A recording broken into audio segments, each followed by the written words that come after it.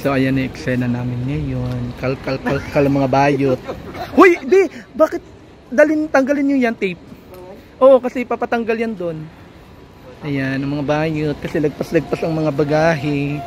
Ayan. Timbangin nyo muna para wag na masyadong maano. 2 kilos, mga ano lang naman yan eh. Bawas lang ng mga 2 damit eh.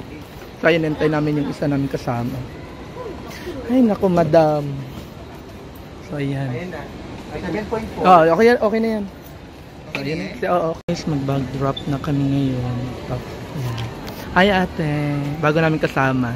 Bagong na-recruit ni Ken. Ay yung bag ko daw yun. Kasamang magwalda. Yes.